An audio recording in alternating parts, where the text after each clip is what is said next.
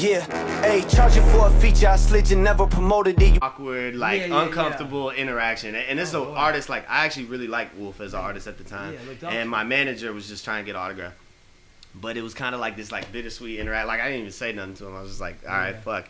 And it's just funny because like I left that incident and I, you know, like I could have been like butthurt about it. I'm sure kids today would have been like, fuck this person. Yeah, just egos. Like egos. But I understood like that situation was lame as hell and he don't know me and I've dealt with this a million times now. So, but I left that situation and I was like, man, I'm going to just I just used it and I was like, I'm going to keep working until I can meet this person in a real environment where like I'm meeting him as an artist, you know, because out there I was just like some guy that my manager was with, you know.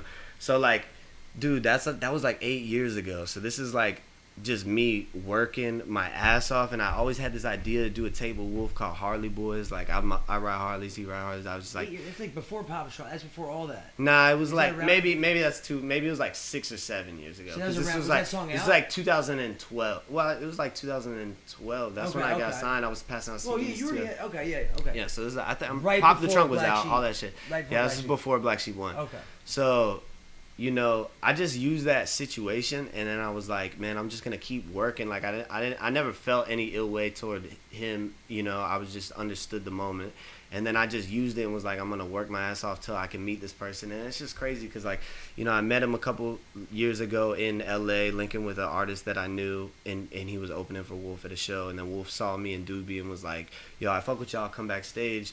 And we ended up working on music for his album, and then he did a feature for me, did a feature for Doobie for our albums, and then it was just kind of like I didn't ask for no more after those records. Like we just did them, and like, you know, I went and opened up for him on a tour where we Devil's Pass tour. We like rode bikes to all the shows, right? And you know, just like never overstepped what I was asking for. You know, like I was just like he said he was down to do a record, I'd do a record, and like.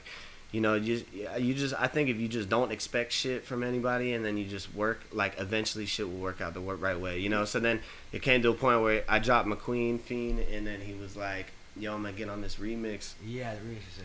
And then he sent me a crazy ass verse, 2-minute long verse. I was like, dude, amazing. It was one of the dopest verses I heard in forever. And then yeah, just like I was like, let's shoot a video, and he was like, nah, let's do an EP. And I was like, say no more. Flew there the next week, and we just locked in for a week and a half. And it's like, so, and did you guys like have like a certain vibe? I mean, the thing that I feel about you, and I don't know, you just, you know, and the thing is and that's what, like, you know, with this whole thing with me is like, you know, in order for me, because I was a bad drug addict for a long time.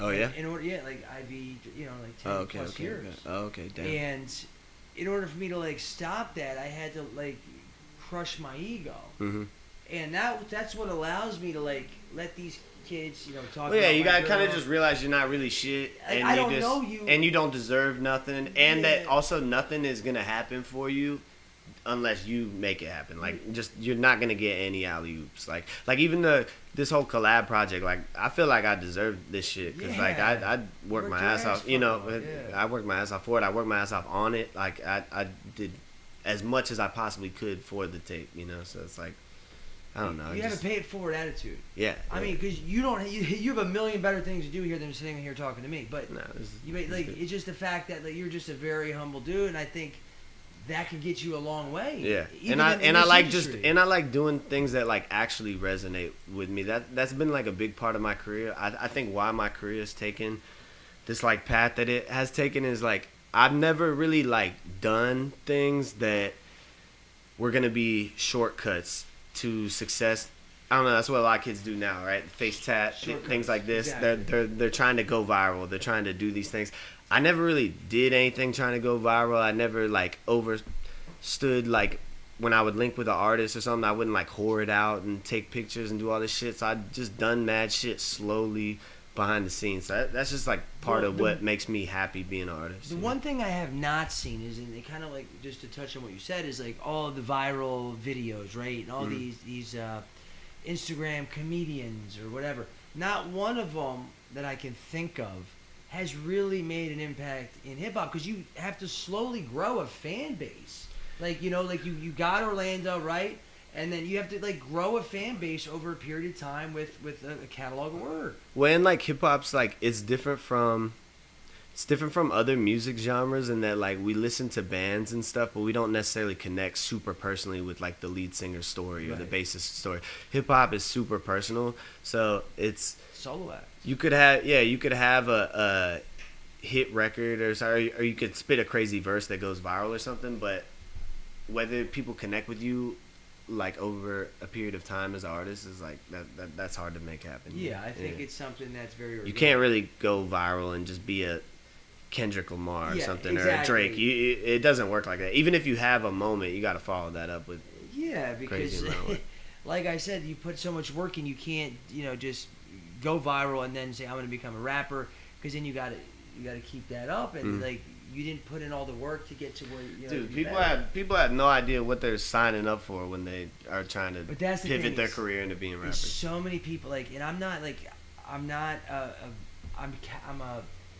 a rap listener just like anybody else. I'm not I don't know the lyrics every Migos song and all this stuff, but they send me music I have thousands of DMs, thousands. They say, and I'll do as best I can to listen to them and give them just my opinion, but and I always ask what do you record on, what do you do this? It's so many people say that just their iPhone, and it's just this technology in the social media people's hands. Not only is it producing some wild music, but I think it's less kids are graduating high school every year, and I think this is an important thing for the youth to realize is how hard it is to make it in the game and how much work you had to put in just to get to where you are today. It's just I don't know. It's weird because I was just thinking about giving a piece of advice to young artists, but then I was thinking about but I was thinking about myself when I was 17 or 18.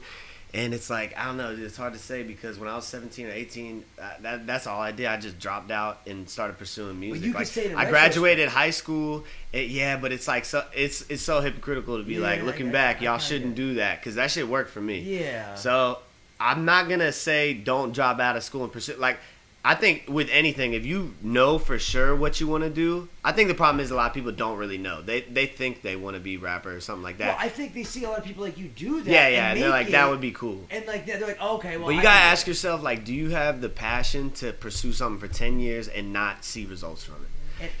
I don't know what I would have answered that. When I was 18, I probably would have been no, because I thought I was gonna blow up every year. I thought every single song I released was gonna be the one that blew me up for 10 years. So it's, I don't know. You got to have that blind belief in yourself. But I think if people have that belief in themselves with anything, they should pursue it, 100%. But just know it's going to be hard. So, and then it's not a 40-hour work week. It's a lifestyle. It's something that's constant. And the times in my career where I did treat it like a 40-hour work week or I didn't go super hard, I super declined. Exactly. I regressed. I got a lot of up and downs in my journey just because I was a kid, so it's it just took a lot. And there's a lot of traveling in vans and sleeping. There's a lot of especially when you're coming up. All the fun shit don't come till the fun shit, and it don't even come to a point where you don't even care at this point. I'm getting a lot of traction right now, and I feel this year's gonna have a lot of progress for me. But it's weird because I really think you're gonna blow this year. I feel that way too, but it's weird because I'm still at a point where I'm I'm at this point now where I'm I don't really care about those things. All the things that I could indulge in and splurge in. I was just thinking about this today when I was on the way to this interview because I was just feeling really grateful about yesterday and this release and shit. And I was just thinking about how when I was a kid and I wanted to blow up so bad that I would have just spent all my money on hookers and strippers and partying and drugs and driving cars and all this shit. That was really enticing to me at that time. Yeah, well, everybody. But I was really enticed by it, and I was just thinking today, I was wow, if God would just give me this.